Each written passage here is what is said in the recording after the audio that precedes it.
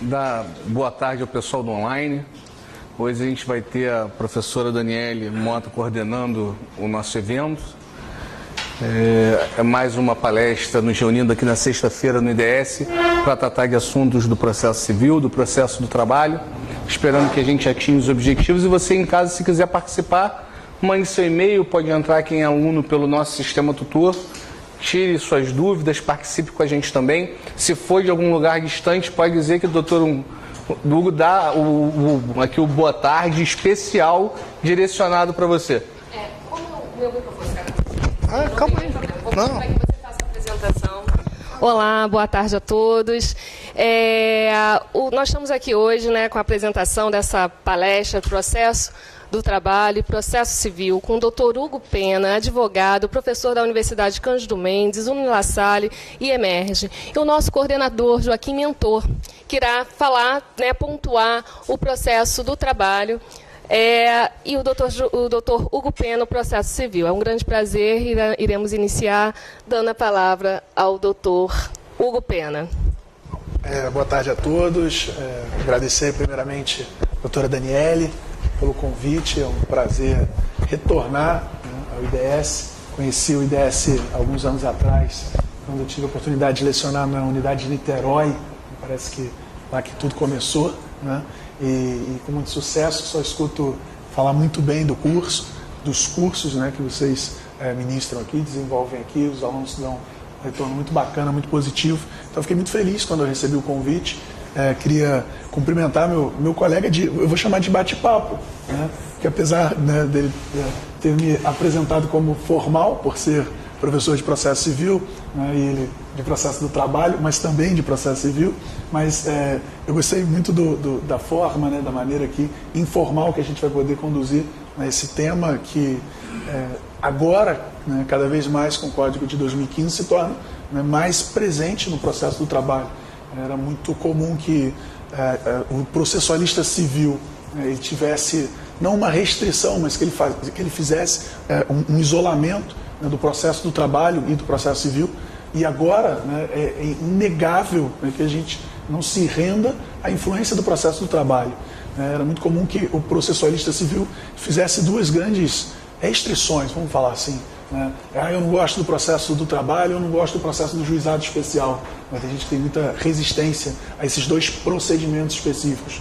E hoje, com o Código de Processo de 2015, a gente percebe muito bem que é inegável estabelecer como que esses dois processos agora influenciaram o processo civil. Não tinha como ser diferente. Eu costumo dizer que o processo civil ou ele mudava, e a gente tem esperança de que de fato ele mude, ou ele mudava, ou a gente chegava ao ponto de esquecer da jurisdição. Porque está mais do que demonstrado, acho que todos aqui presentes, o pessoal também do online, que o judiciário passa por um problema muito grave. Não tem sentido a gente ficar valorizando formalidades que fazem com que o processo se torne cada vez mais moroso, que o processo se torne até ineficaz, porque não adianta de nada. Nós temos uma sentença favorável e no final você tem o quê? Uma certidão de crédito no juizado. Você tem lá uma decisão que estabelece de maneira primorosa uma obrigação de fazer, uma obrigação de não fazer, com multas, com sanções impecáveis, mas que o devedor não tem a menor condição de cumprir, porque ele não tem nem patrimônio, então ele também não tem interesse. Então, de certa forma, o legislador ele tenta, e para mim é uma grande dificuldade, professor Joaquim, falar que o legislador ele foi inteligente, mas no momento que a gente se encontra talvez seja compreensível pensar assim também, mas ele foi inteligente em estabelecer algumas premissas interessantes para o Código de Processo de 2015. Eu acho que o bate-papo é nesse sentido.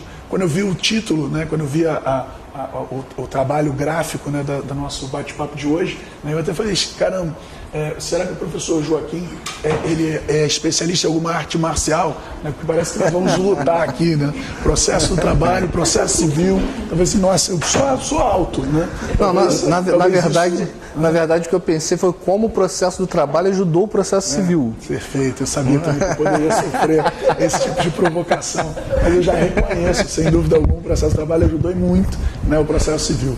Mas como que eu, de certa maneira, costumo enxergar o Código de Processo Civil Eu acho que, de certa maneira, a gente pode estabelecer esse paralelo com o processo do trabalho que o professor Joaquim vai também complementar.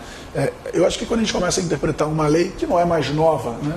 O Código de Processo Civil já está em vigor há mais de um ano, mas no primeiro momento que a gente começa a interpretar uma lei, acho que é inegável, né? A gente tem algumas formas, alguns métodos de interpretação, né?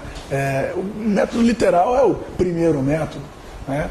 A gente não pode dispensar, ainda que parte da doutrina, né, tenha o hábito, né, de falar o método literal é o pior que existe. O método literal é o que pode te induzir mais a erro, né, sem dúvida alguma. Né? Nem sempre a interpretação literal satisfaz o hermeneuta, satisfaz o intérprete. Isso não é possível. Mas é o método literal, gramatical, que resolve a maior parte dos nossos problemas de interpretação, ainda bem, né? Porque senão só o professor de processo, né, teria condições de entender o processo. Mas o método literal é um método interessante. E aí o que normalmente eu costumo fazer interpretando, não mais uma lei nova, mas interpretando o Código de Processo. Você tem que pegar a parte inicial do Código de Processo e dar uma atenção especial. Tentar entender. Se a gente pegar o primeiro artigo do Código de Processo Civil, né, que eu costumo falar, é o artigo que representa a maior obviedade, né, dentro do direito, que diz: o Código de Processo Civil tem que ser interpretado à luz da Constituição Federal. Aparece até, eu costumo brincar com os meus alunos, eu coloco, não recomendando que o senhor faça isso, mas eu costumo colocar naquelas respostas muito óbvias, né, que o aluno às vezes, o que não lembra da resposta, é natural, e aí eu coloco assim do lado, MD. Aí o aluno na vista de prova pergunta: professor, o que é MD? Ele, claro, deve estar esperando um elogio. Eu falo: meu Deus. Né? Nossa, que coisa fantástica. Isso tem um raciocínio brilhante. E o artigo 1º, né, do Código de Processo Civil é uma obviedade jurídica. Né?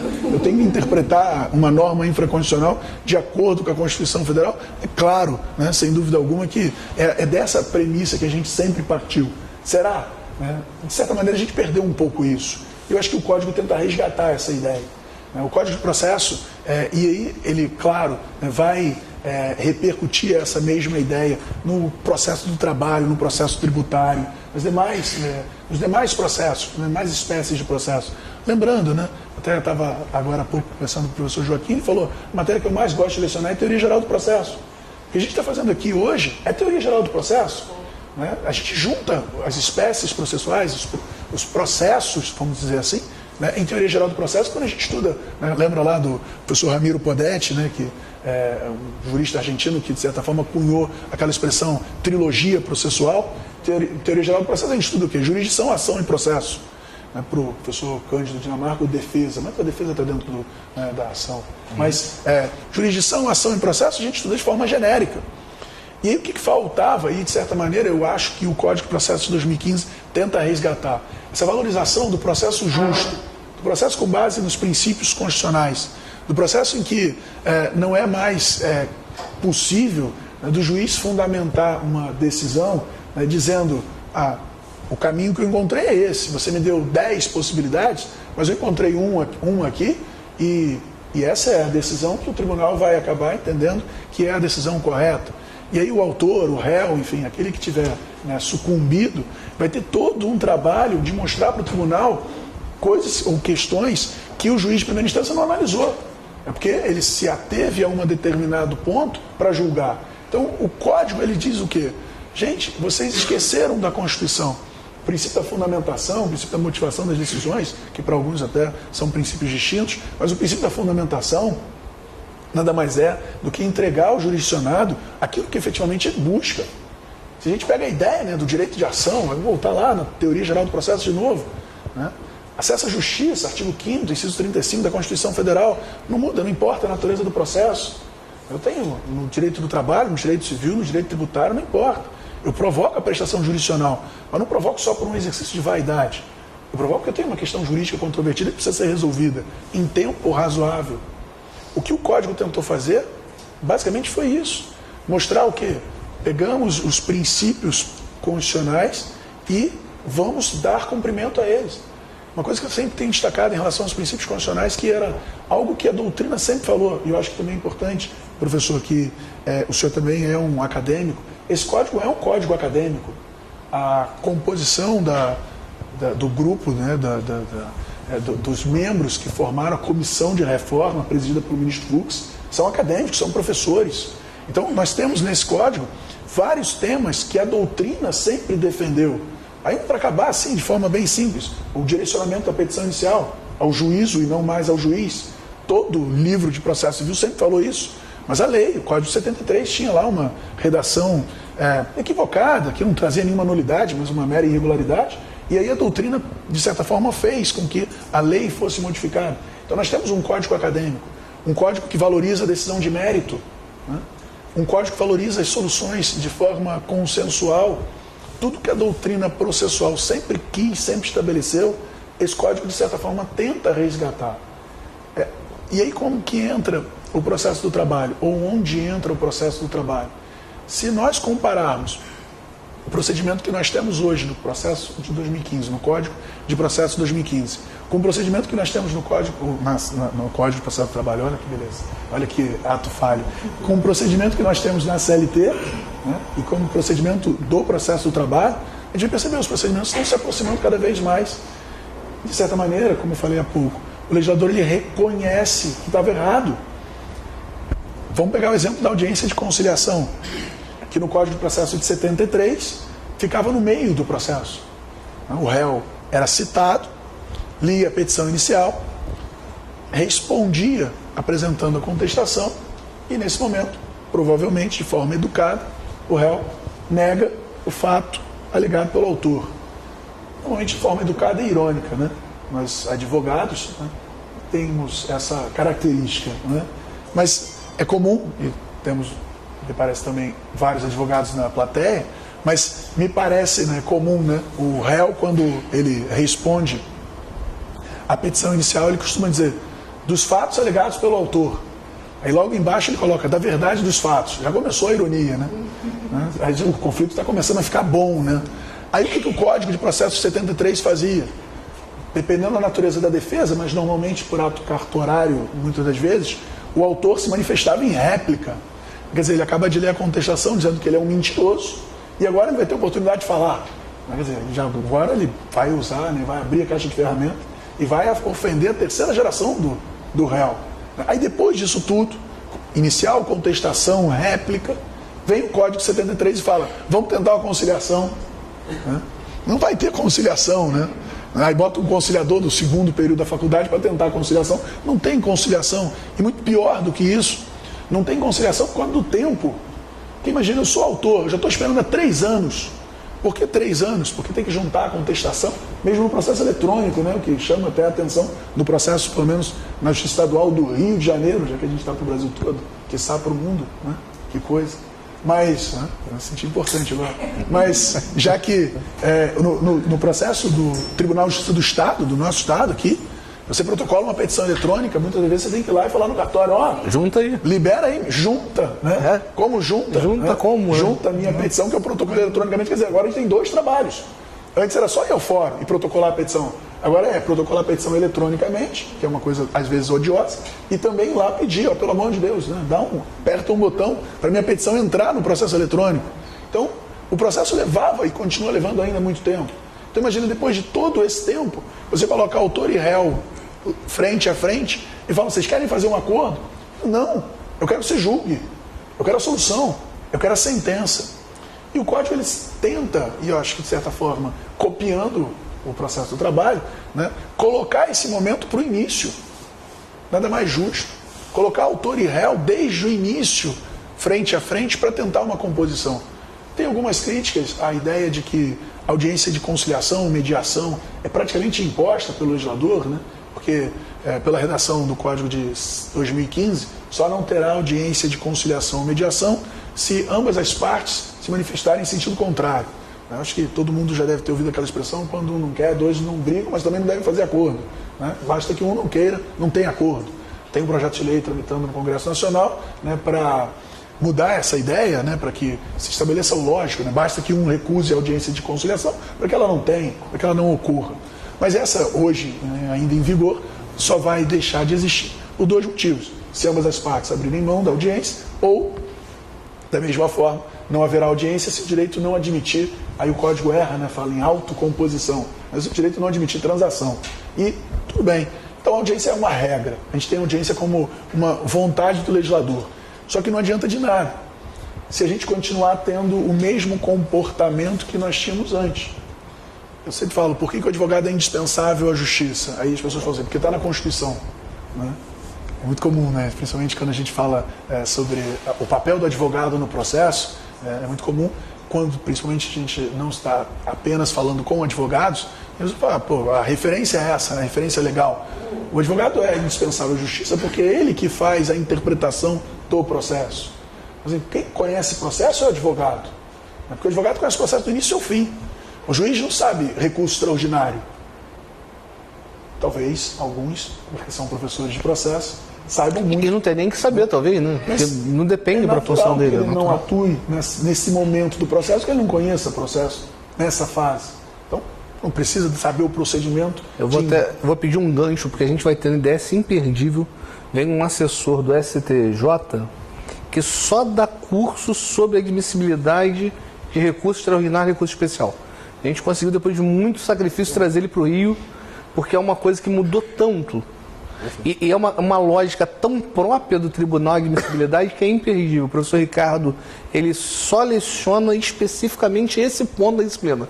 A admissibilidade de recurso especial e recurso de revista do novo CPC. Eu acho que muitas coisas do processo do trabalho ainda pode ajudar o processo civil, brincando aqui com o professor Hugo. A primeira é o PJE. O PJE é muito melhor do que o sistema do TJ, mas muito melhor. Mas realmente eu acho que é um pouco de asteísmo, né? Essa ironia com um tom de louvor que os advogados têm que aprender a desenvolver, não só na contestação, mas nos embargos de declaração, nós fazemos muito, né? Em que pese o brilhantismo de Vossa Excelência, me parece que dessa vez não foi tão bem como comumente são as decisões da Lava. Mas o processo hoje, me parece que é muito mais uma maneira de nós revermos tudo que nós estudamos. Porque me parece que o conceito de jurisdição foi profundamente alterado. Eu acho que o código é um código acadêmico, mas ele sofre uma influência muito grande do direito estadunidense, principalmente, onde nós temos uma diferença democrática muito grande. Eu conto um caso sempre nas minhas aulas, e aqui eu vou contar, o professor Fábio está aí, ele foi meu partícipe nesse ato. Estávamos fazendo um curso em Washington, na verdade estávamos numa cidade do lado de Washington, já vou me lembrar, Maryland, o tribunal de Greenbelt, convidado por um juiz que é um apaixonado pelo Brasil. A gente foi lá assistir o curso e a gente estava na segunda vez tendo a oportunidade de assistir a mesma aula. Aí Fábio olhou para mim, eu olhei para ele e falei, Fábio, a mesma aula, vamos dar uma voltinha no tribunal? Aquela coisa de enxerido, né? Advogado enxerido, juiz enxerido. Aí uma das salas estava tendo audiência, eu falei, pô, vamos entrar. Está na audiência dos Estados Unidos, vamos entrar para ver qual é. Aquela visão de lei e ordem. Aí a gente entrou. Primeiro ponto que chamava atenção, a cordialidade do juízo para com a parte. Era um tribunal federal julgando um crime de um SEAL, de um fuzileiro naval, que tinha cometido uma infração de trânsito, estava alcoolizado, foi alcoolizado dirigindo em área militar. E o juiz começa primeiro agradecendo os serviços prestados por ele aos Estados Unidos. Eu primeiro queria agradecer ao senhor. Ele fala, mas o senhor sabe que o senhor está errado, né? E aí cumprimenta as pessoas e tal, e nisso ele cochicha com segurança, que era um homem gigantesco, e o juiz cochicha e olha pra gente. Eu falei, Fábio, deve ser segredo de justiça, vai dar problema. E vem lá o segurança gigante, quase remando em nossa direção. Eu falei, Fábio, é com a gente. E ele vem chegando mais perto, eu falei, cara, vou ser preso nos Estados Unidos por ter entrado numa audiência em segredo que eu não sabia. Você imagina a vergonha que vai acontecer. E aí ele para na nossa frente e pergunta, vocês vieram despachar? Aí eu olhei pro cara de Fábio, não, somos brasileiros, estamos aqui com o juiz Peter Messick e tal. Ele volta, cochicha no juiz, o juiz nos cumprimenta, termina a audiência. Depois ele fala assim, não, vou explicar o que aconteceu, porque aqui nos Estados Unidos, quando vem dois advogados é para despachar. Que nós só despachamos com o advogado do autor e do réu presente. Então você veja o nível de democracia que a gente foi copiar. Então, o contraditório, ele é tão acentuado naquela democracia que os advogados, ainda que não seja de interesse da parte, eles se encontram para despachar. Eu fico imaginando no Brasil, dependendo do advogado da Ampla, por exemplo, sem nenhuma crítica ampla, eu estou pegando como exemplo de uma grande demandada, você depender de resolver um despacho com uma grande demandada, você vai ficar sozinho lá por anos.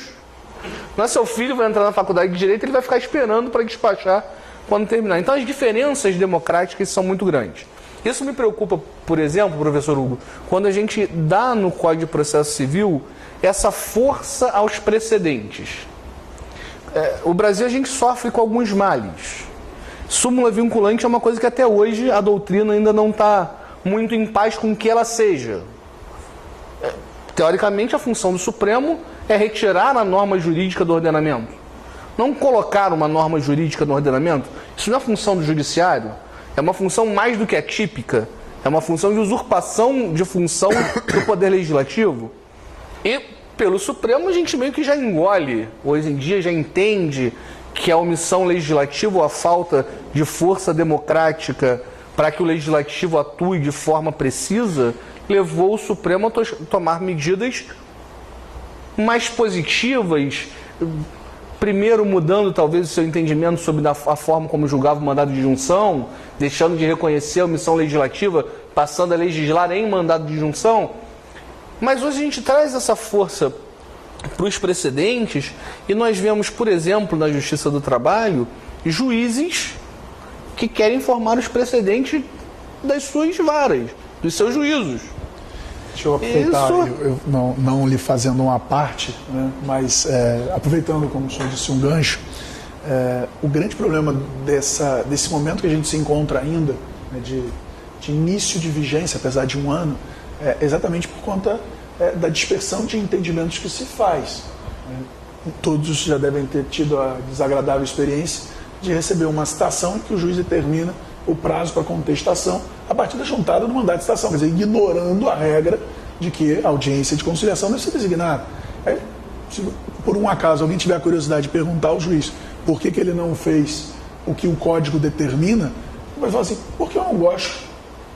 E eu lembro, não tem tanto tempo assim, mas quando eu comecei a advogar, né, os advogados, né, mais experientes diziam, cada juiz tem um código de processo próprio, ou cada vara do trabalho, antes de junta de conciliação, junta de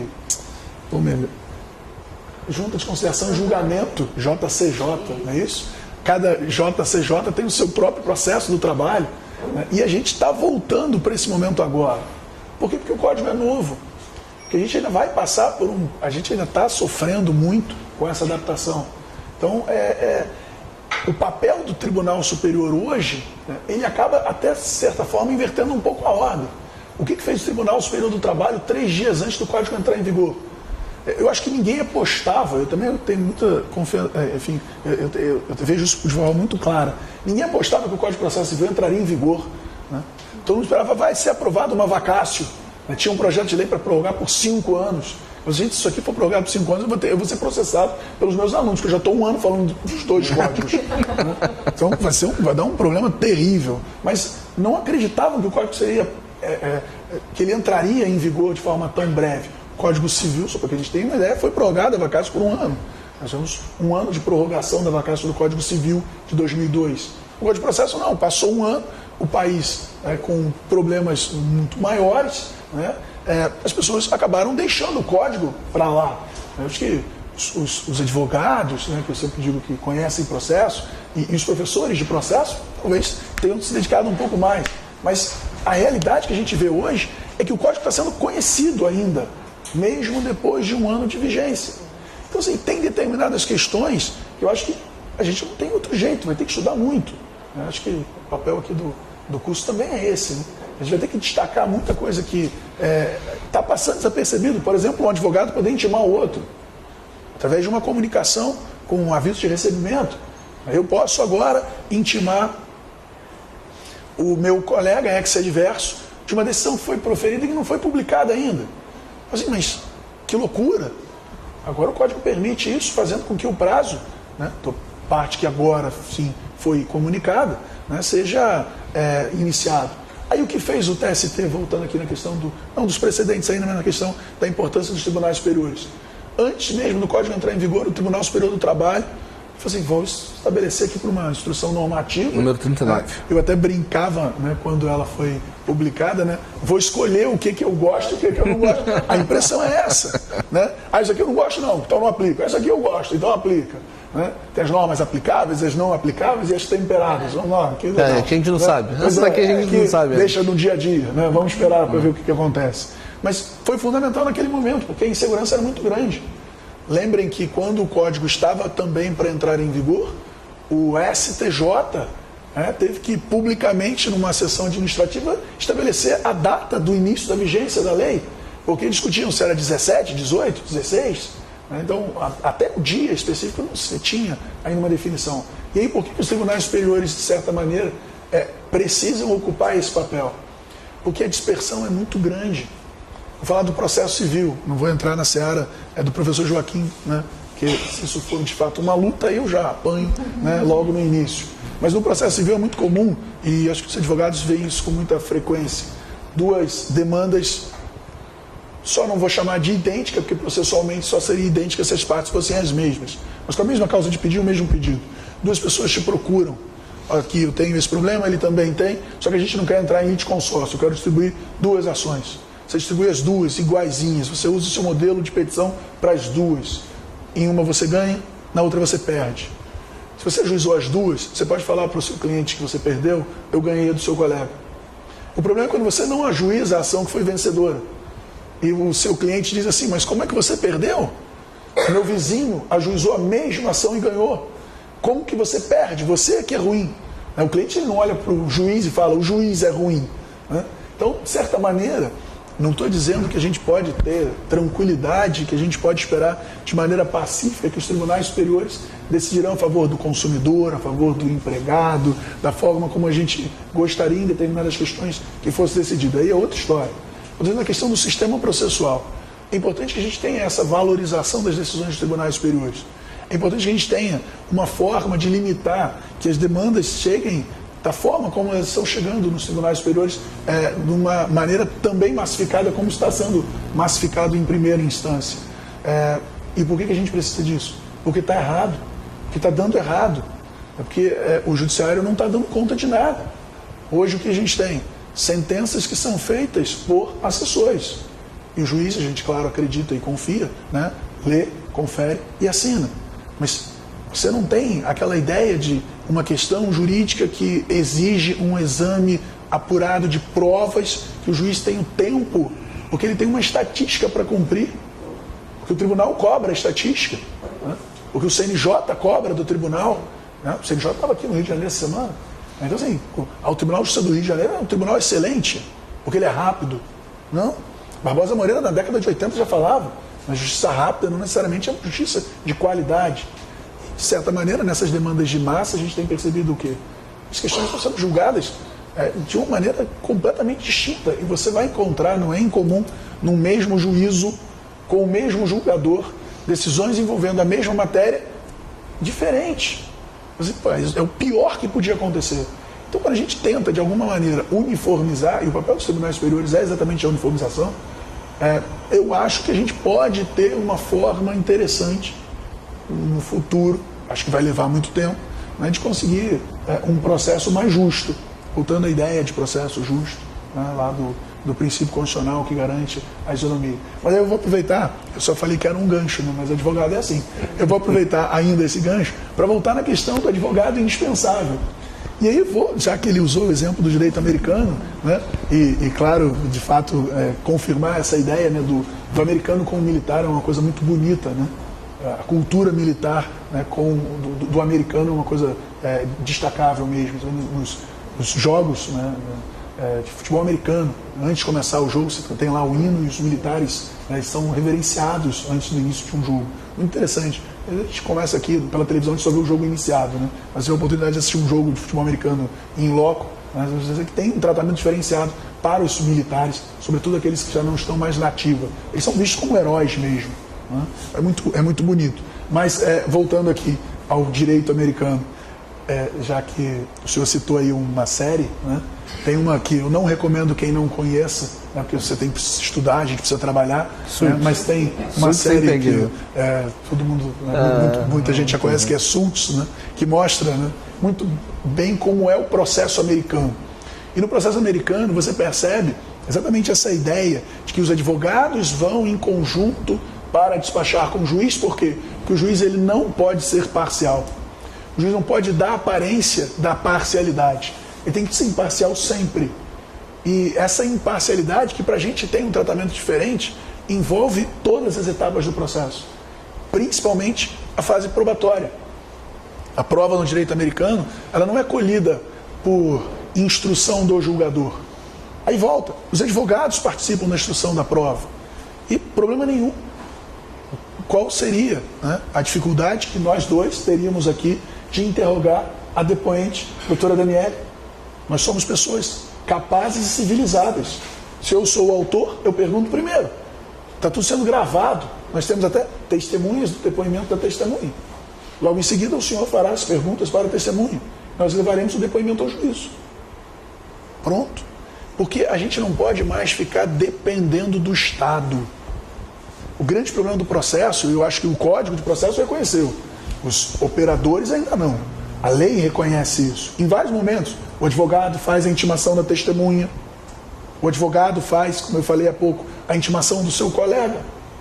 E nós estamos cada vez mais assumindo funções que até outro dia eram funções do Estado. Uma vez falando sobre isso para advogados, uma advogada falou assim: isso é um absurdo. Eu disse: não, doutora, isso é uma vantagem. A gente precisa começar a enxergar que esse contraditório que o Código de Processo 2015 agora estabelece é um contraditório que exige um comportamento diferente da gente. Nós, advogados, precisamos atuar de maneira diferente no processo.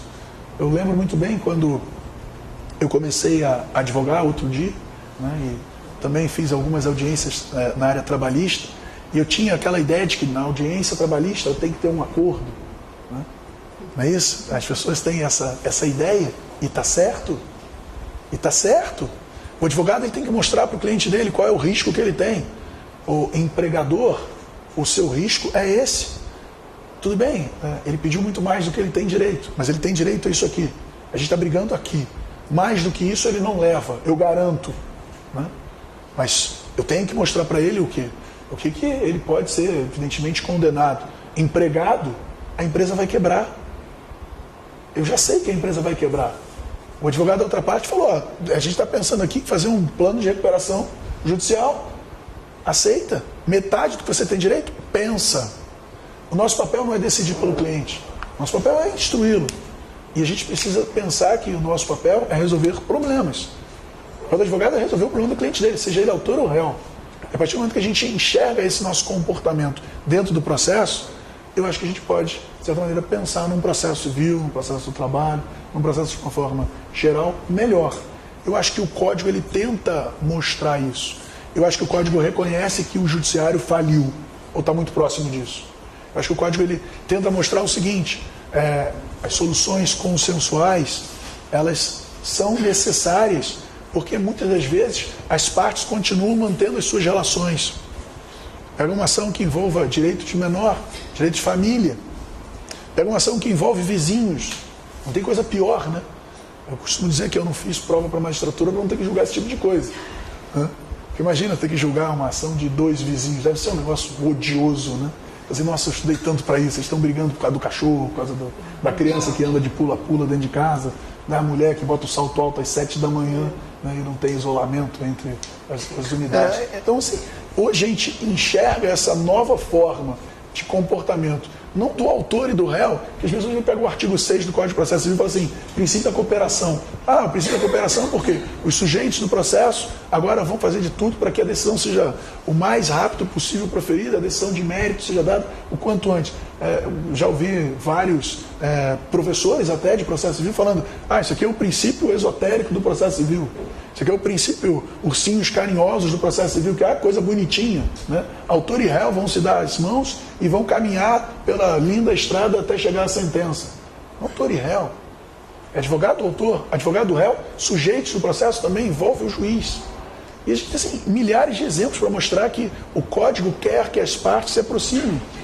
Pegue, por exemplo, a ideia, né, de autor e réu nomeando o perito. Coisa que até outro dia você fala assim, gente, por que ninguém pensou nisso antes? Né? Porque eu fico imaginando, você confia no perito do juiz? Depende. Depende. Eu pego várias hipóteses, você pode imaginar. O juiz que acabou de passar na magistratura, está lá na comarca de... Sei lá, ninguém mandou uma mensagem de algum lugar longe aí. Não. Mas está lá na comarca de algum lugar tá lá em Gana, tá lá. né? E nem é daquela cidade, mas passou no concurso para a magistratura e foi, tomou posse, está exercendo lá a magistratura. Primeiro dia dele de trabalho, ele pega um processo, tem que nomear um perito. Quem que ele nomeia? Ele vira para a secretaria e fala assim, qual é a lista do juiz? Ele vai olhar assim, vai falar assim, deixa eu ver aqui quem está querendo uma comissão, um carro comissionado, está mais simpático, né? Quem é que normalmente o juiz anterior nomeava para perícia dessa natureza?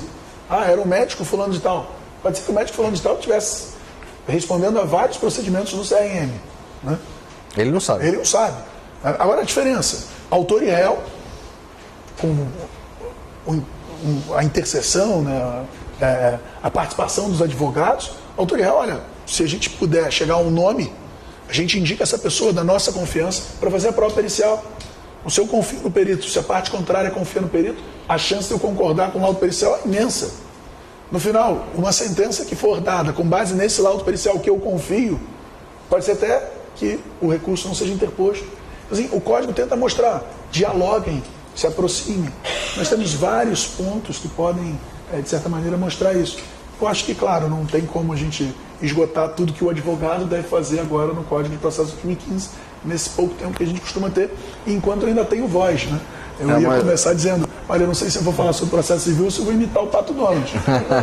Mas a gente percebe que o legislador ele estabelece o quê? Nós, advogados, né, precisamos entender o código de uma outra maneira. Eu acho que é um discurso já muito repetido, mas que não deixa de ser verdadeiro. Não dá para olhar para o processo civil hoje com o olhar do processo civil de 73. A gente precisa olhar o que deu certo. Deu certo colocar audiência de conciliação no início do processo, antes do réu apresentar a contestação? Acho que deu. Eu não tenho dados estatísticos, mas eu acho que é grande, ou pelo menos é muito maior, na Justiça do Trabalho, o número de acordos, do que na Justiça Estadual. Então, eu acho que deu certo. Né? O que deu certo no processo do trabalho? A simplicidade do processo. Nós, professores de processo civil, na França, né, somos professores de disciplinas de menor importância. Porque o francês ele não dá valor ao processo civil. O processo é uma praxe.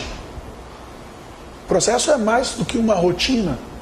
Ele não tem essa fixação pelas normas processuais, essa coisa de que a norma processual é algo cogente, hermético e de forma alguma as partes podem modificar.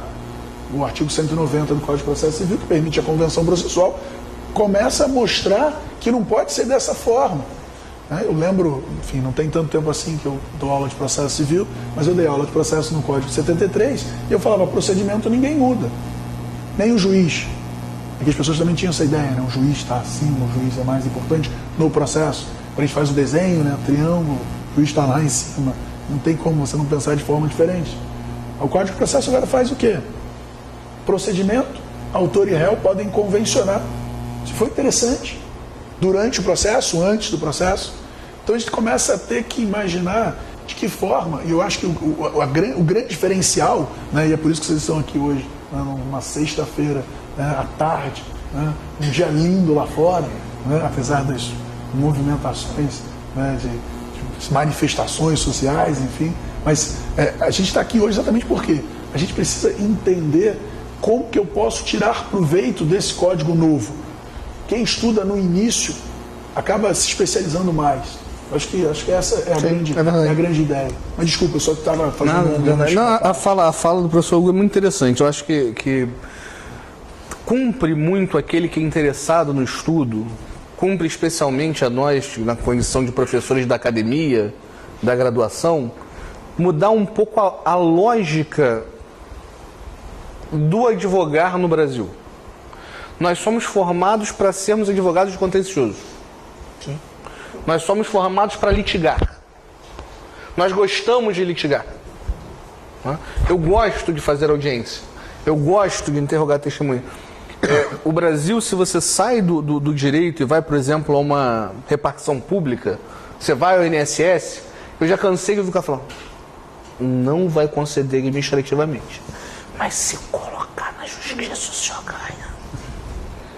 São coisas ilógicas. Nós vivemos numa sociedade, nós formamos uma sociedade que ela gosta de litígios. E o Estado não suporta. A gente viu essa semana passada, o ministro Barroso utilizando um dado do presidente da Riachuelo, que o Brasil detém 92% de todas as ações trabalhistas do mundo. Nós não temos condição, não temos gente para conseguir gerar sentenças de qualidade. Agora, o que mostra a experiência da Justiça do Trabalho? Aquele que não faz advocacia trabalhista, vai na Justiça do Trabalho, ele tem duas concepções, né, quando ele assiste. Ele acha que o nosso processo é mais fácil, não é. Eu que tenho a alegria de fazer ambas as áreas do direito, eu posso dizer que o processo trabalhista é mais difícil de ser exercido que o processo civil, justamente pela oralidade. Doutora, a contestação está aí. Réplica. Réplica. Réplica. Nada a dizer? Repórter inicial. Prova. Prova. Testemunha. Testemunha. Vou ver o depoimento pessoal. Precluiu, doutor. Testemunha.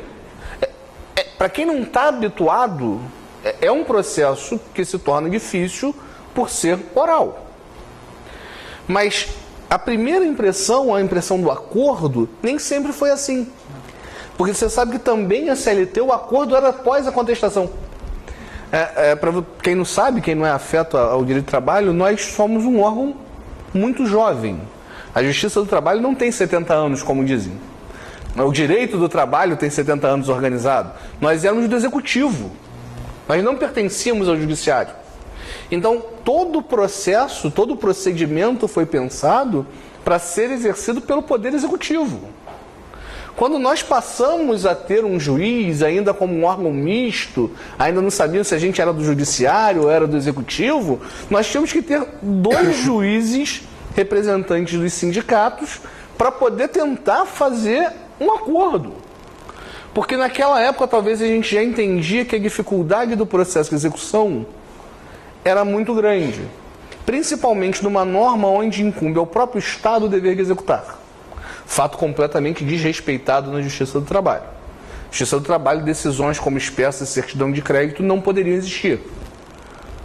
Ver a nova CLT, a reforma da CLT, que foi aprovada pela CCJ, falando em prescrição intercorrente no direito do trabalho, é um absurdo. Porque no direito do trabalho, o dever de promover a execução é do Estado. Então, se decidir a prescrição intercorrente, está me dizendo, ajuiza uma ação contra o Estado, que o Estado tem que chinelizar. Porque se for intercorrente, foi por culpa do Estado. Mas nós desenvolvemos uma capacidade de fazer acordos. Então, talvez essa seja a grande experiência que a Justiça do Trabalho possa proporcionar à justiça comum. Como que nós enxergamos esse aspecto de balcão de negócios, para quem não está acostumado, nós entramos na Justiça do Trabalho e às vezes parece um balcão de negócios. Você vê lá as pessoas fazendo conta, mas na verdade o advogado ele se distancia um pouco do âmago da briga. Como nós somos menores, geralmente nós nos conhecemos. Então quem milita na Justiça do Trabalho, é muito difícil você encontrar uma cara nova. E eu confesso que nós somos maus. Quando a gente vê que é civilista, nós somos cruéis. A gente não entra na sala de audiência, deixa ele entrar primeiro. Porque ele vai sentar no lugar errado. Porque até isso faz a questão que seja diferente. Não é? Nós, advogados do autor, sentamos ao lado esquerdo do magistrado ou ao contrário do civil. E quando ele é civilista, a gente deixa ele entrar. Ele senta no lugar errado, a gente entra, fica em pé. Aí o juiz faz o pregando à parte. O seu excelência, eu estou aqui. Doutor, não vai sentar? Eu falei, se meu colega deixar, eu sento. Você já desestabiliza emocionalmente, ele olha para você e diz, você ri, né, brinca. Mas a gente tenta, por causa dessa necessidade de estar sempre negociando os aspectos do processo, você tem que passar a acreditar mais nas pessoas. Eu acho que nós falecemos ou carecemos muito de confiança no outro. E eu sou um grande defensor da advocacia.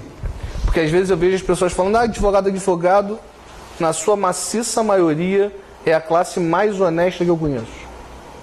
Eu nunca tive problema com um colega de estar mentindo para mim.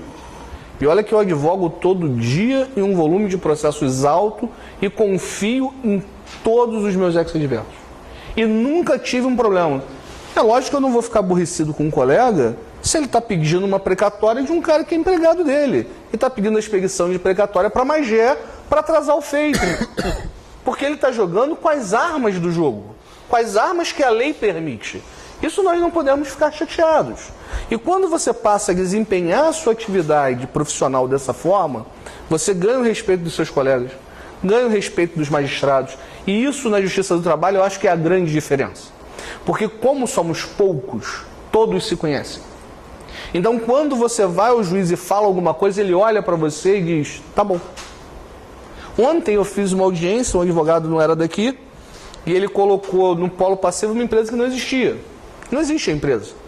Era um dentista, pessoa física, não existia o consultório, a clínica não existia. E ele falou, mas o senhor está dizendo que a clínica não existe, o senhor tem que provar. Eu falei, meu querido, como que eu vou provar que a clínica não existe? E vira o juiz e fala assim, mas doutor Joaquim falou que não existe. Isso me basta. Se ele está falando que não existe, é porque não existe.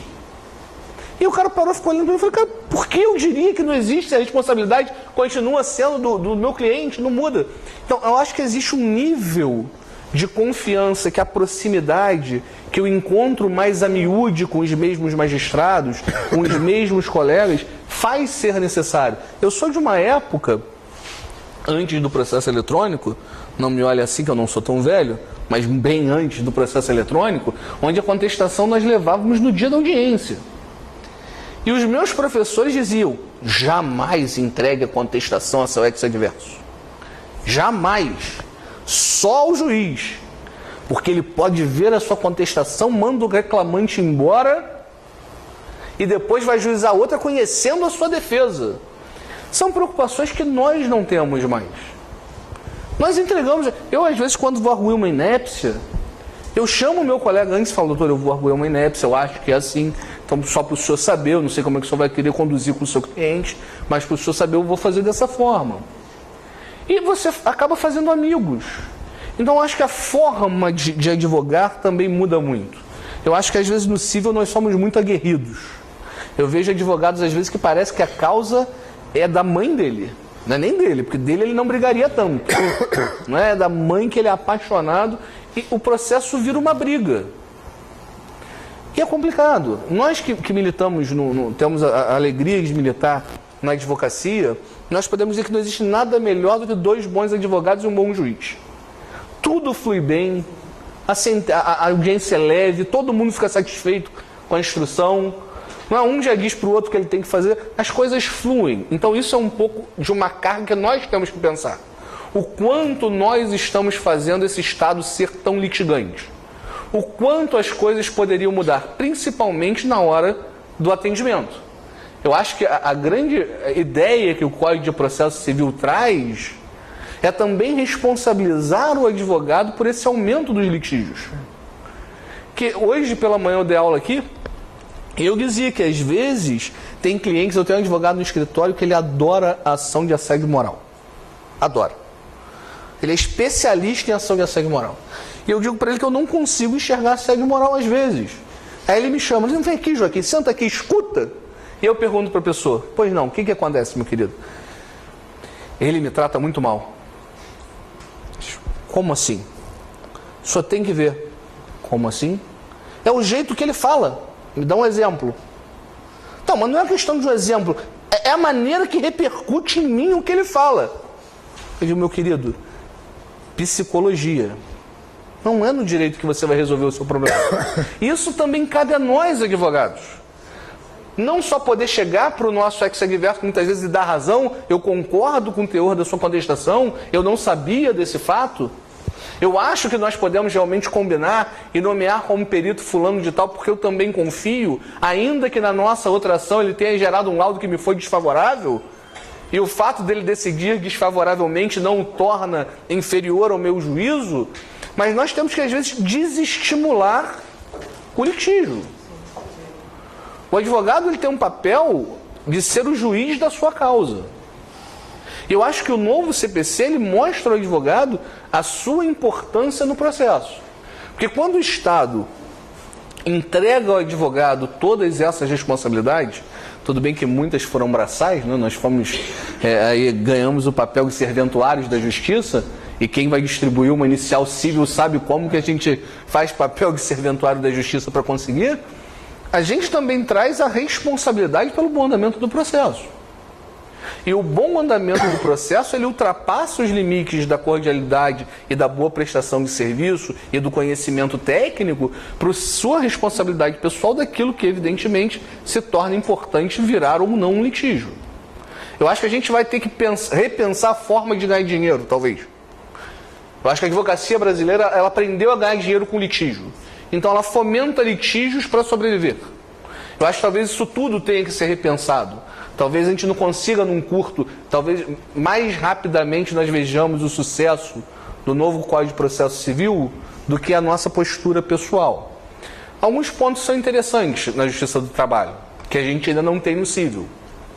Por exemplo, nós temos um órgão em segundo grau, que é um centro de apoio à efetividade, uma central de apoio à efetividade processual.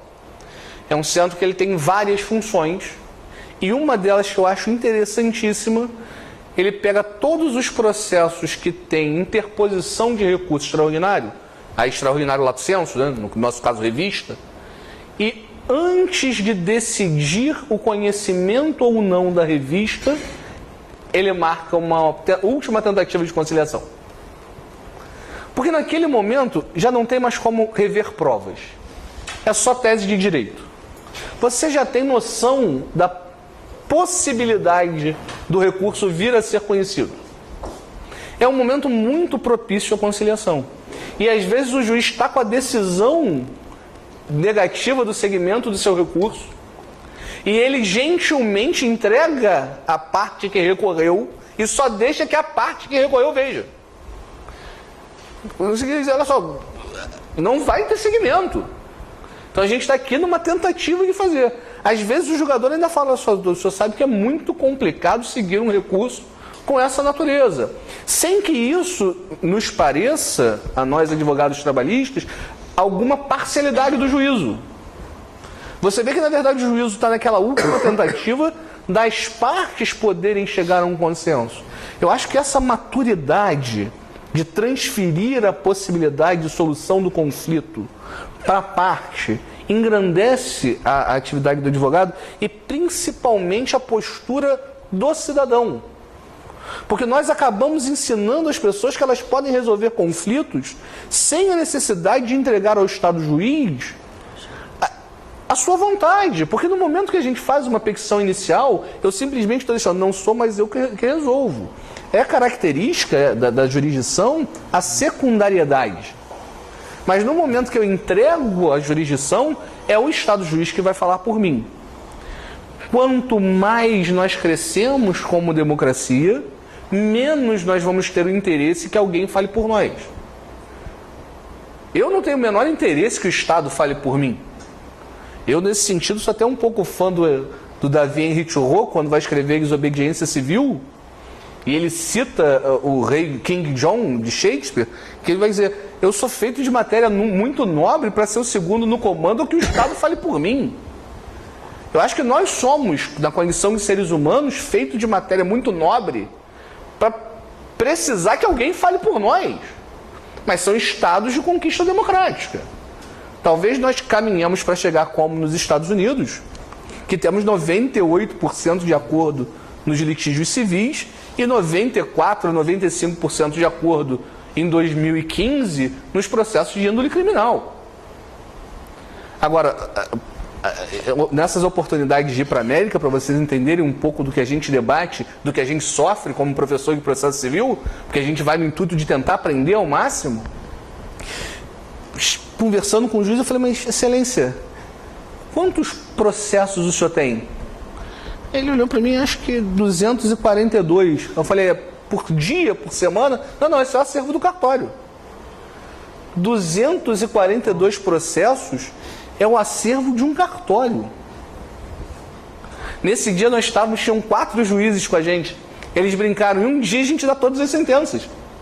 240, se for previdenciário, o doutor Fábio não me deixa mentir, tem que se dar umas 100 sentenças por dia. Para você manter uma vara hoje em ordem, você tem que produzir um número absurdo. Acho que a média, parece que me são 1000 despachos e 150 sentenças hoje por mês. É a meta do tribunal para cada vara. São números impressionantes. A Justiça do Trabalho em Itaboraí, hoje, que é a pior vara do nosso estado, está no mês de junho terminando com 2.800 processos. Deve chegar ao final do ano com 5.600 processos para um juiz. Qual a qualidade que nós podemos esperar de alguém que tem o dever de sentar e estudar um processo, analisar as provas, dar uma sentença que seja capaz de ser cumprida? Então, eu acho que passa muito também, e aí vai pela formação, pela nossa formação, como nós vamos alterar esse fenômeno do acesso à justiça, que foi bom para muitos lugares do mundo. Eu acho que tem muitos pontos positivos na onda de acesso à justiça, mas no Brasil a gente teve uma onda pela qual o Estado não estava preparado e hoje todo mundo quer litigar por tudo. A gente às vezes chega na faculdade e o aluno fala assim: professor, comprei uma caneta, a carga estourou, posso processar a papelaria? Não, não pode. Por que não pode? E aí na faculdade a gente faz questão de explicar.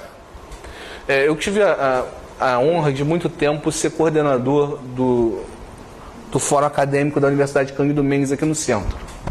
E uma das coisas que a gente fazia questão de mostrar tanto para o assistido como para os alunos é quanto custa um processo. Um processo custa hoje para o Estado, segundo os últimos dados do CNJ, um processo trabalhista, que é mais barato, custa em torno de R$17 mil. Cada processo. Um processo para a faculdade custava em torno de R$6 mil. Então a gente tinha mais ou menos R$25 mil de custo. Aí a pessoa chegava e falava: posso processar meu empregador porque ele não me pagou no dia certo? Eu tenho direito à multa do 477, não tenho, doutor? Tem. É verdade. Mas como que eu posso dizer para esse cara que ele tem direito e eu não vou atendê-lo? Ele tem direito. Mas será que é pelo dissídio individual, é pelo ajuizamento de uma demanda individual com esse nível de custo, a melhor forma do Estado gerir esse tipo de problema? Talvez foi a grande falha do CPC. No momento que o CPC é vetado o artigo que coletivizava as demandas, foi um erro, porque isso era função do sindicato. Era função de ser demandas que você teria como advogado, ter o dever de intimar o sindicato, para dizer: vocês têm o dever de coletivizar essa demanda. Porque a empresa que age assim com todo mundo. Passa alguma coisa, né? Não é? Só esperar do Ministério Público, né? A impressão que dá é que só o Ministério Público tem direito de fazer isso. Teria a ação civil pública, né? E aí, como fica o advogado ficando naquela situação? Eu vou dizer para o meu cliente que ele tem direito e eu não vou cobrar, e eu fazia questão de falar isso para os alunos. Eu não vou fazer. Porque a pessoa tem que se conscientizar que não são todos os direitos que são possíveis de ser cobrados. Às vezes você vai ter pequenos prejuízos e você não tem o direito de litigar. Pelo menos não na condição de um bom cidadão. Porque você está impondo aos seus co-cidadãos um prejuízo de R$13 mil para se beneficiar de 200. Isso é ser um mal com o cidadão. E talvez esse nível de democracia a gente ainda não tenha. Então, acho que essas experiências, principalmente de poder juntar um processo que era muito mais formal, hoje eu acho que um pouco menos do que era, o GEC ajudou muito para terminar com isso, mas aí nasce um outro problema. Por que nós não gostamos do julgamento da jurisdição ou do procedimento sumaríssimo? E por que as pessoas não gostam do procedimento da Justiça do Trabalho? Que depende fundamentalmente do advogado. O audiencista, aquele que não teve uma boa formação, que quer simplesmente ir lá e fazer uma audiência, não funciona. Nós não podemos mais ter, no nosso atual estágio, o advogado que chega na audiência e fala assim: doutor, desculpa aí, mas não fui eu que fiz essa petição de um colega? No exato momento que você aceitou os subs, meu querido, o processo virou seu. E às vezes a pessoa fala, excelência, você sabe que eu não sei? O juiz pergunta, o que você está pedindo? Só um segundinho. Eu tive um processo no GEC contra uma empresa de telefonia, naqueles dias que você tem um rompante de raiva, né? Que fazer processo no GEC, advogado só faz quando ele tem rompante de raiva, senão ele não faz. E aí eu queria transferência, a gente comprou um andar no mesmo prédio, alguns andares abaixo. Eu liguei para a companhia e falei, eu queria trocar minhas linhas de telefone, só são 4 andares. Não, R$280 por linha. Eu falei, meu querido, eu tenho uma linha e 4 troncos, eu queria trocar mesmo prédio. Não. Agora o senhor pode pedir a linha nova, aí é de graça. Eu falei, como é que é?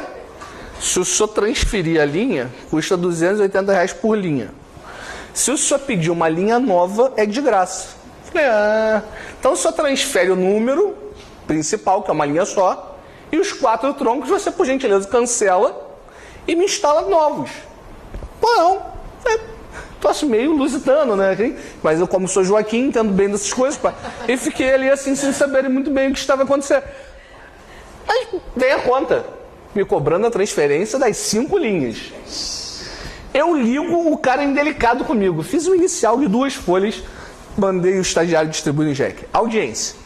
Não tinha pedido de dano moral, não tinha nada. Eu só pedi a devolução de 4 vezes R$280. O meu pedido era de R$1.080. Esse era o meu pedido, R$1.080. Vem um advogado correndo, bufando. Eu vou entrando, ele senta na minha frente. Falo, doutor, respira, não estou com pressa. O juiz, não, eu estou com pressa. Eu falei, tá tranquilo. Ele olha para mim e fala assim, R$2.000, doutor, tá bom? Eu parei e falei assim, calma aí, doutor. Eu ia explicar que era só 1.080. Ele, não, só um segundinho, doutor, deixa eu ver aqui. Escritório de advocacia, 3.500 então, mas a gente não fala mais nisso. Eu falei, tá ótimo. Então, por isso que as pessoas não gostam. Porque ali o que menos importa é o direito que você tem. Mas porque talvez a gente esteja tendo necessidade de levar demandas que não deveriam ser demandas. Mas acho que quem não conhece, quem tem pouca experiência na Justiça do Trabalho, quem não tem a alegria de advogar na Justiça do Trabalho, deva conhecer um pouco mais a miúde a forma como a gente procedimentaliza, ou pelo menos a forma como nós criamos de interação entre as pessoas que militam ali. Porque eu acho que essa é a grande contribuição, talvez, que o processo do trabalho possa trazer para o processo. Muito mais do que a oralidade do processo, é mostrar que como quando você tem um núcleo menor e consegue desenvolver respeito mútuo entre os advogados, entre advogados e juízes, entre advogados e servidores, torna-se mais fácil a prestação jurisdicional. O excesso de desconfiança que muitas vezes se constrói no processo, o excesso de animosidade que muitas vezes se constrói no processo, talvez hoje sejam os grandes obstáculos para nós sermos mais felizes nessa prática judiciária. Nós, já não é novidade para a gente, alguns dessas opções do advogado, desses deveres do advogado, nós já tínhamos no nosso processo sumaríssimo o dever de intimar as testemunhas. As testemunhas, na verdade, você fala em convidar as testemunhas de forma técnica, mas se eu não comprovasse ao juízo que convidei a testemunha, eu perderia a prova. E o Estado juiz só a intimaria se houvesse a comprovação do meu convite, isso desde 2002. Então já é uma coisa que para a gente não é muito jovem. A experiência dos peritos também vem da Justiça do Trabalho. Porque o que acontece na Justiça do Trabalho? O número de peritos é muito reduzido. Aqui na capital, nós acho que nós não devemos ter 20 peritos em engenharia e segurança do trabalho. Não devemos chegar ao número de 20. Então, ora ele é perito, ora ele é seu assistente técnico. Ora ele é perito, ora ele foi assistente técnico do seu ex-adverso. Então nós acabamos conhecendo aos peritos que vai falar, doutor, você não pode me nomear como assistente não, porque nesse eu estou sendo perito nesse processo. E sem que haja nenhum tipo de favorecimento à sua tese ou não, porque todo mundo sabe que funciona, e eu acho que é essa experiência que a gente tem que tentar galgar. A gente pode falar de alguns pontos específicos, e eu queria fazer uma... Só fazer mais uma interrupção. Eu acho que isso entra na ideia da capacidade, né? A gente tem capacidade de entender que a solução do conflito não necessariamente passa, né, pela decisão do Estado, né? E eu estou falando como cidadão, não como advogado. Assim, pô, você tem capacidade de resolver o seu problema com o seu vizinho. Você não tem capacidade disso, né? A gente dá um tom pejorativo para a coisa. Quando eu falo sobre a arbitragem, sobre o processo de arbitral, enfim, procedimento arbitral, se for mais técnico, eu costumo chamar a atenção que a gente tem uma restrição, um preconceito muito grande ao procedimento arbitral. E é uma coisa estranha, porque toda vez que você busca um serviço, vou falar em função, serviço, que o Estado também presta, e você tem a opção, você opta pela prestação privada, né? Educação, saúde, agora até segurança, né? Quando você pode, né? Segurança privada. Aí quando a gente fala em solução de conflito, as pessoas têm essa preferência pelo judiciário. É uma coisa estranha. Por quê? Se nós podemos, desde que nós tenhamos capacidade, não capacidade do ponto de vista civil, mas capacidade intelectual até, né? Se a gente tem capacidade de sentar a uma mesa e ter um conciliador, um mediador, que possa mostrar quais são as saídas possíveis, muito melhor. Você comentou aqui a questão da especialização que o direito do trabalho, que o processo do trabalho tem, que impede, ou melhor, que permite, já em fase recursal, que uma composição seja feita. E mencionou que nesse momento você tem a figura de um julgador presente. Na fase recursal eu acho isso válido, mas eu acho que o julgador presente na fase inicial, no momento da conciliação, eu acho péssimo. Por que péssimo? Porque o juiz ele não consegue, ele antecipa a sua opinião. Quantas vezes a gente não tem a oportunidade de, em uma audiência de conciliação presidida por um juiz, que se a gente interpretar o código está errado, né, porque as tratativas na audiência de conciliação, 166, parágrafo 1º, deixa isso bem claro, elas são sigilosas para o juiz, para que o juiz não saiba que o réu entrou na sala de audiência e falou assim, eu te ofereço 50 mil reais. Ninguém oferece 50 mil reais sem ter culpa, né? A não ser que esteja muito bem de vida, né? Mas como aquele advogado, né, que não sabia nem o que estava fazendo naquele momento, quando fez a audiência contigo. Mas o juiz fora da audiência, ele não influencia no momento da composição, ele não atrapalha. Eu acho que a ideia do código é essa. Tudo bem que o Tribunal de Justiça do Estado do Rio de Janeiro tem anunciado de súmula dizendo que o juiz pode fazer audiência de conciliação. Mas a ideia do mediador, do conciliador é outra. É exatamente chamar as partes para tentar, ainda que não resolva naquele momento, mas ao longo do processo, chegar a uma composição. É questão de capacidade mesmo, né? E, de certa maneira, eu vejo muito, ou eu vi muito isso, apesar de não ter a mínima experiência, né, de vocês, né, todos, no processo do trabalho. O professor Joaquim contou uma bela de uma vitória, eu vou contar a derrota. Eu gosto de contar a derrota. Eu tenho, na minha história, né, do direito, na minha história da advocacia, uma audiência trabalhista, que eu fui para substituir um sócio do escritório. Eu disse assim, tem um cliente que ele nos paga por audiência que a gente faz, por peça. Tá, beleza. Final do mês, né, minha parte você manda para cá, a sua parte fica com você. Bom, sempre funcionou assim, até um dia que ele precisou que eu fosse fazer audiência. Eu disse assim, e agora? Como é que é? Não fica tranquilo. Você chega lá e entrega a contestação para o juiz. Tudo bem. Então, 8 da manhã, eu falei, não é possível, né? Isso não é verdade, né? Isso não é sério, né? Não, você tem que guardar as 5 para chegar no tá bom, beleza, vamos lá. Você vai ganhar assim, né?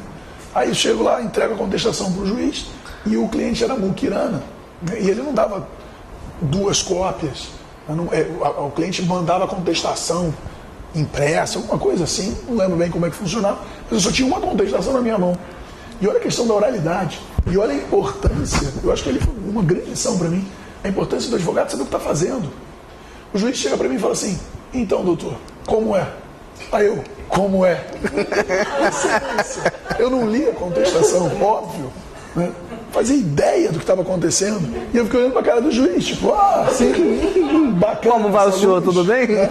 E o advogado da outra parte provavelmente já tinha, né, identificado que eu não era, né, do processo do trabalho, como o professor Joaquim fez, e me arrasou, né? Aí sim, vale tudo. Aí eu sei, se a questão é essa, é aquilo, tem prova, e tem não sei o quê, e tem não sei o que lá. Eu falei, excelência, a contestação está aí. Bom, pelo amor de Deus, faz o que combinaram comigo. Né? Acaba a audiência, deixa eu ir embora. Né? Então, assim, o papel do advogado no processo é muito técnico. Então, assim, conhecer o Código de Processo, conhecer o processo do trabalho, o processo civil, é nossa obrigação, é primordial. Né? É claro que o cliente, eu não vou citar o nome para ele não ter direito de depois me responsabilizar por eventual prejuízo. Eu acho que ele não foi prejudicado, enfim, ele quebrou antes. Então, mas é fundamental que a gente saiba, né, todo esse todo esse caminho, todos os atos na sequência que eles são praticados e as várias possibilidades que o processo nos permite. O processo não tem uma forma única.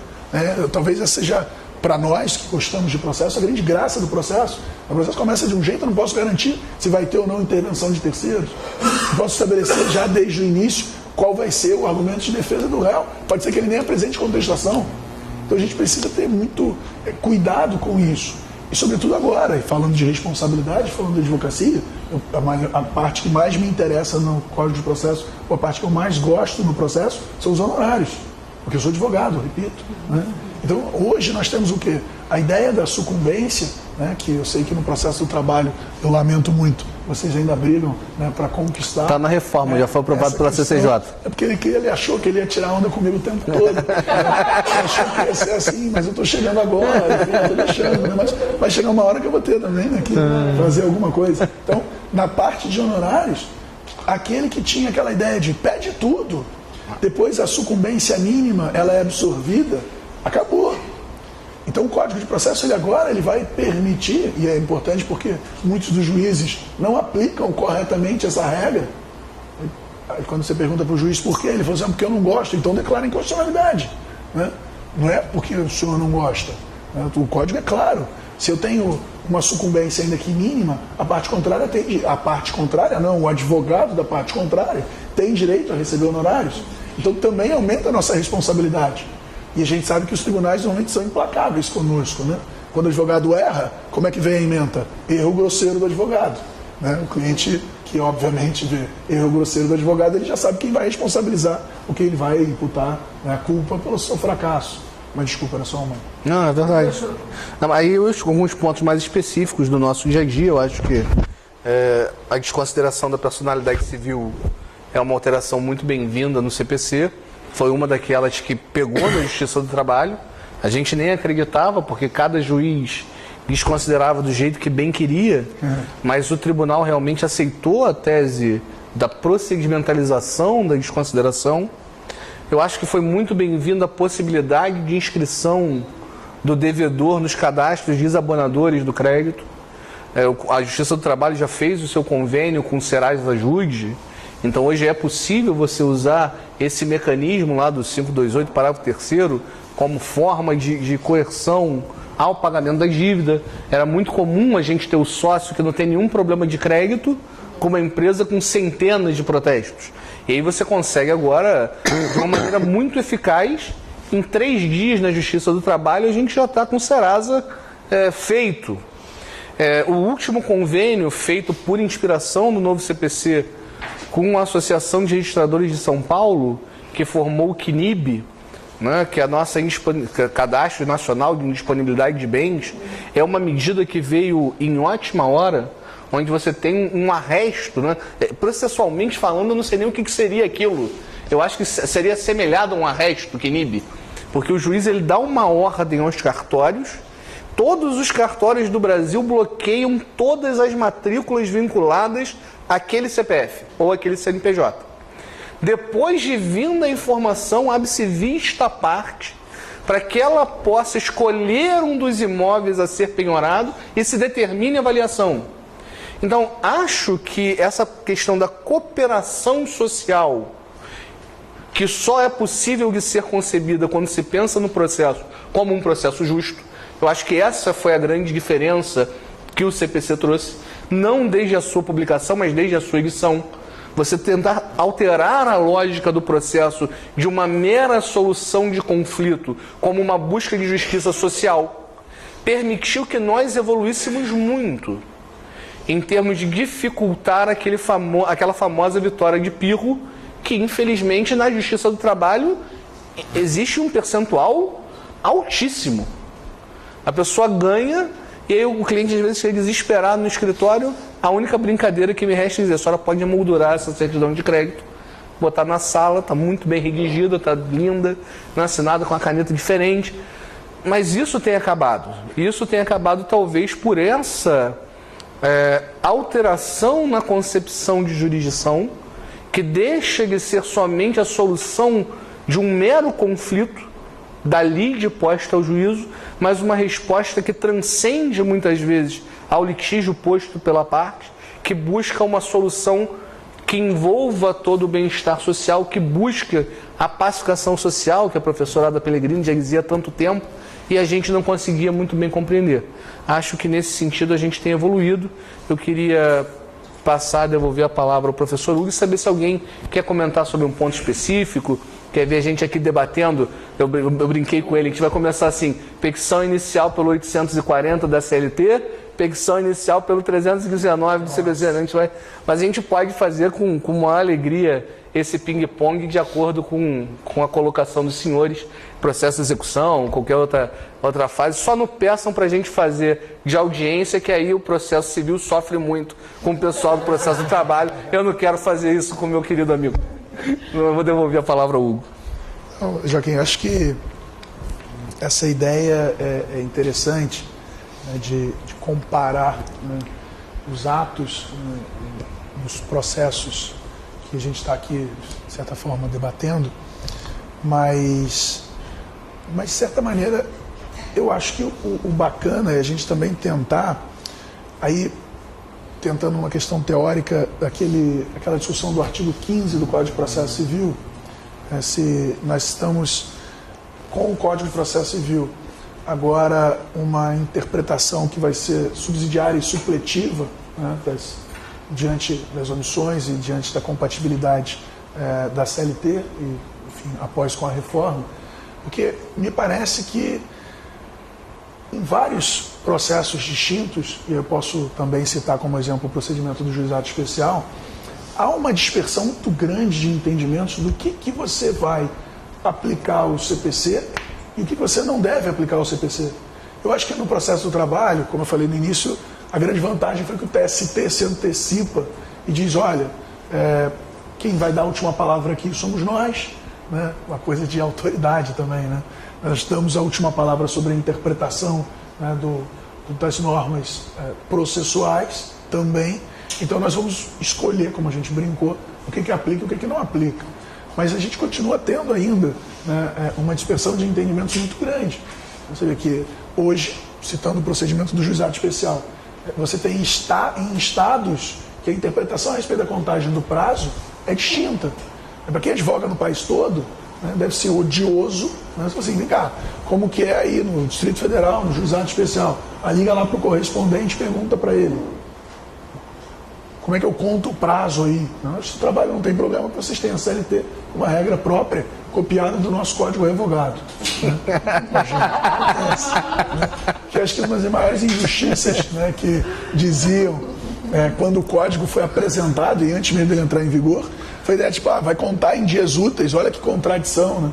Porque vocês falam lá na exposição de motivos, e o ministro Fux a todo momento, acho que ele usou muito bem isso, não porque era verdade, mas eu acho que ele tinha que convencer aquelas pessoas que são mais fáceis de convencer, que são os parlamentares.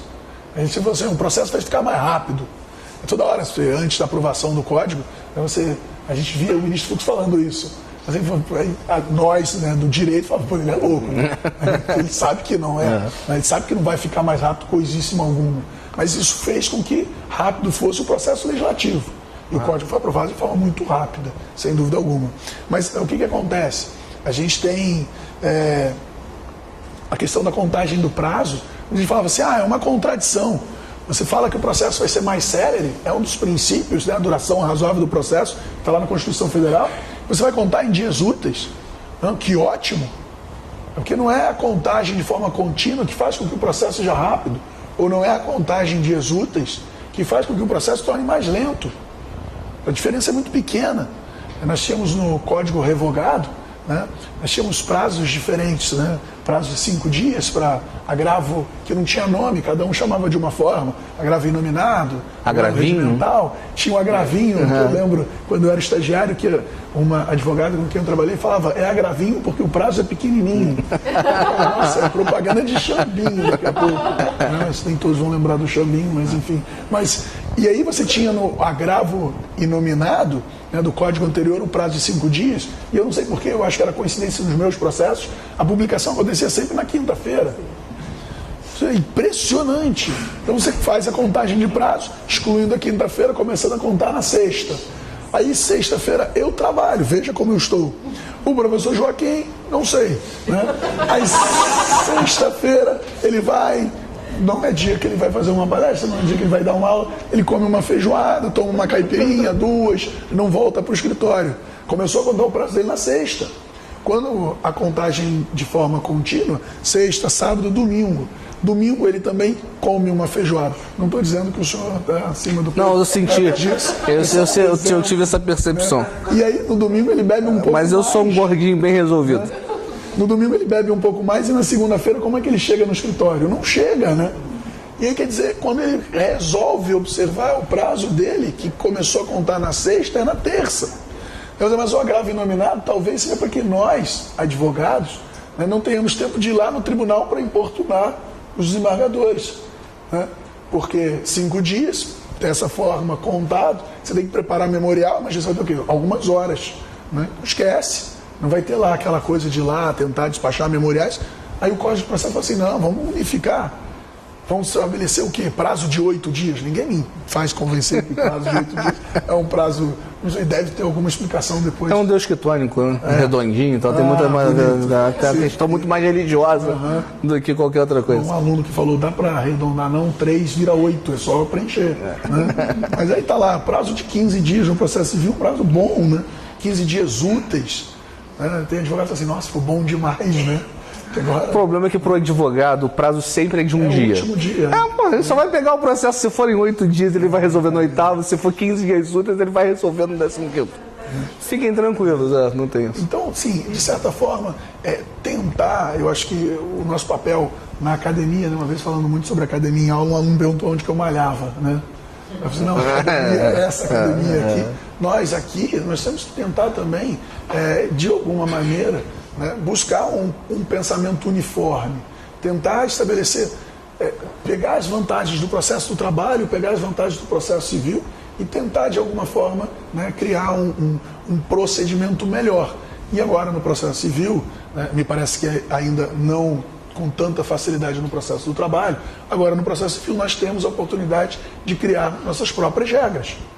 O artigo 190 que eu fiz referência fala exatamente disso.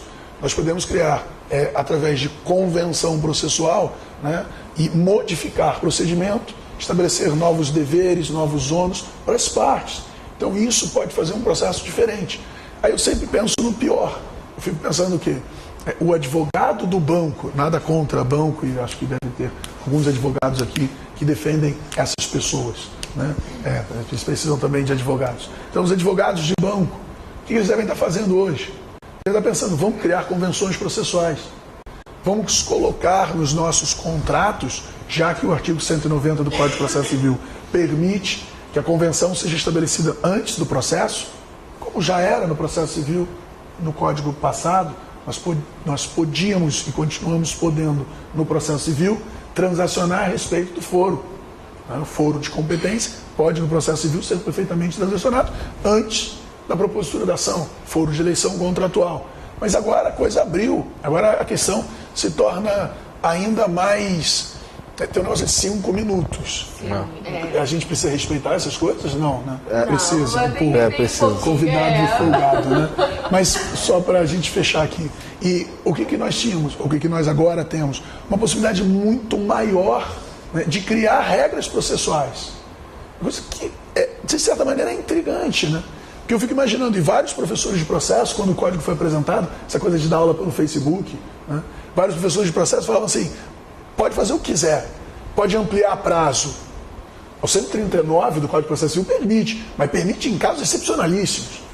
Mas as pessoas falam assim, você pode convencionar com a parte contrária a ampliação de prazo. Eu falo assim, duvido.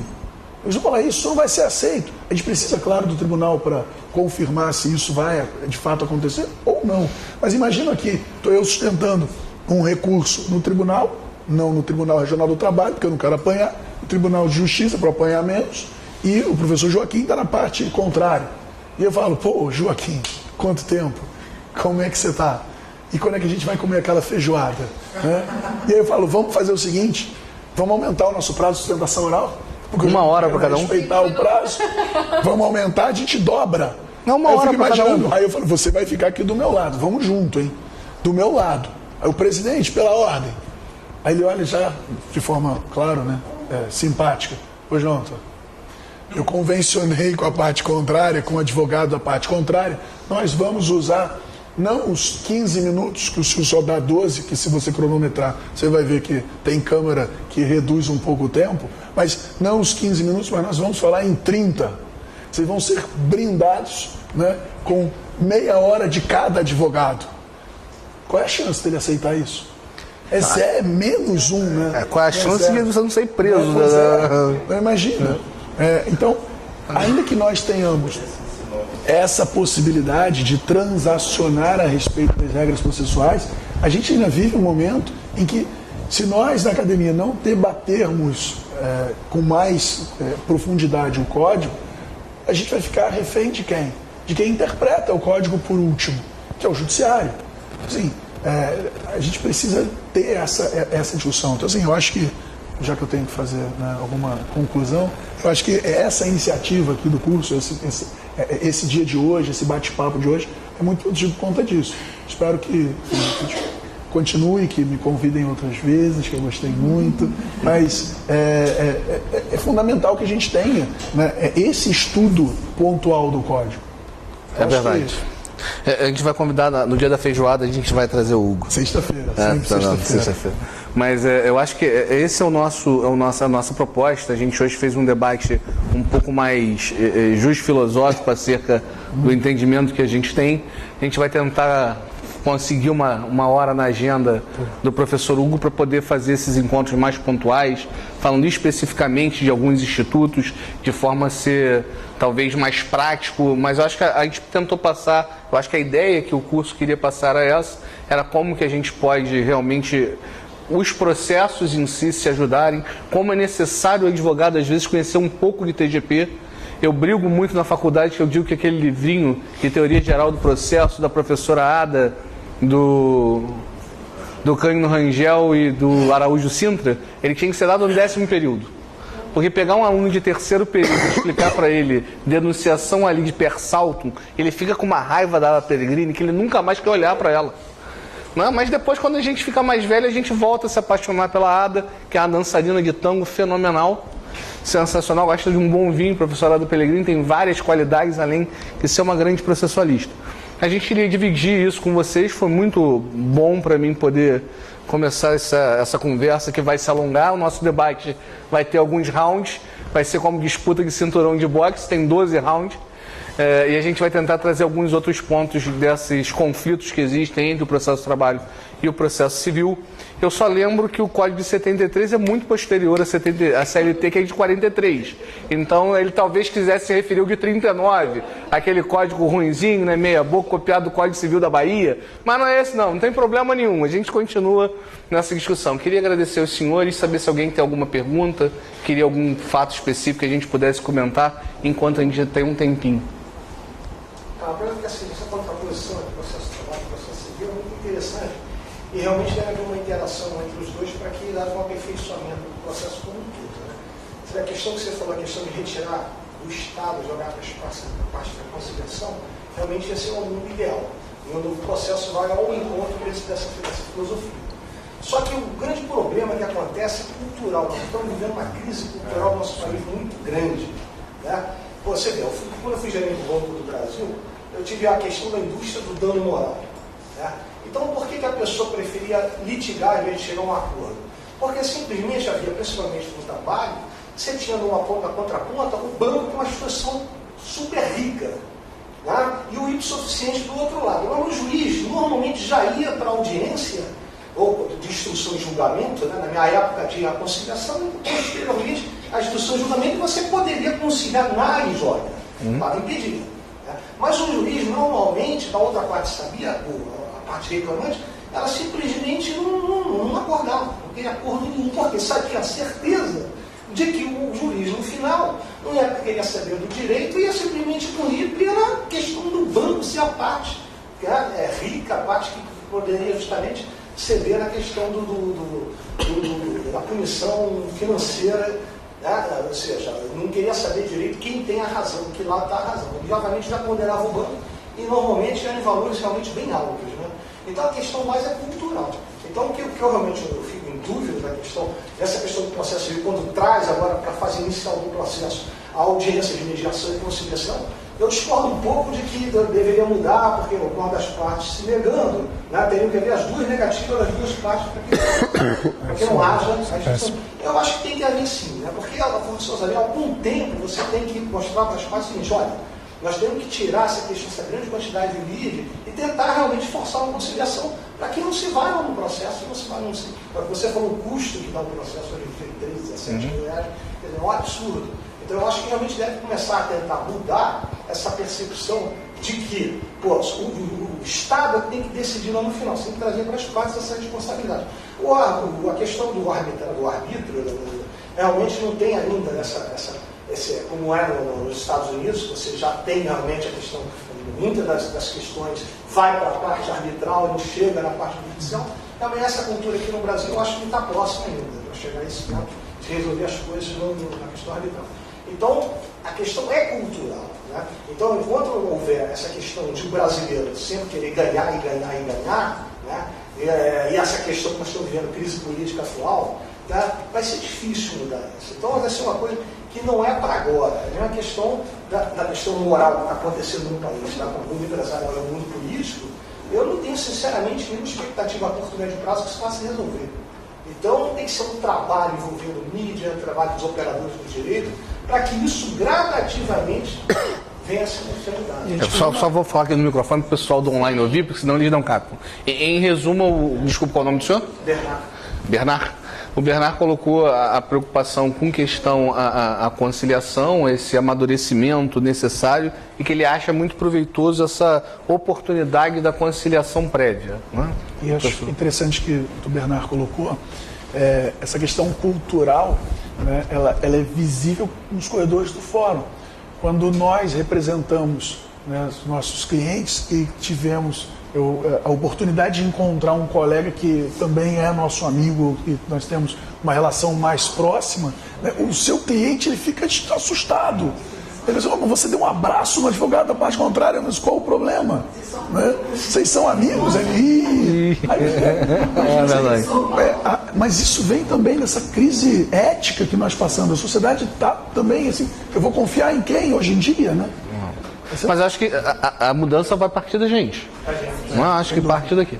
Pois não. Eu acho que essa mudança aí, o personagem principal é o próprio operador do direito, né? Porque geralmente quando a parte chega, ela não tem o conhecimento técnico e essa visão ampla do operador do direito na questão do tempo do processo, do custo do processo, dessa questão toda. Então cabe muito ao advogado tentar convencê-lo de que o acordo é a melhor solução em questão de tempo, em questão a questão emocional também, que às vezes influencia muito. Acho que cabe muito ao advogado a primeira... Não tem a menor dúvida, o advogado é o primeiro juiz da causa. Desculpa, qual é o seu nome? André. O André coloca do papel importante do advogado na conscientização do cliente. Eu não duvido disso. O que eu falei é que a gente vai ter que reaprender a ganhar dinheiro. Porque eu brinco que a grande diferença de advogado para juiz é que juiz gosta de poder e advogado gosta de dinheiro. Então, o advogado gosta de dinheiro, naturalmente gosta de dinheiro. Só que a gente aprendeu a ganhar dinheiro litigando. Hoje, talvez a gente tenha que repensar o nosso business, como que a gente vai continuar sendo bom também para o advogado, agindo de forma que não seja litigante. Porque o cliente vai chegar no seu escritório.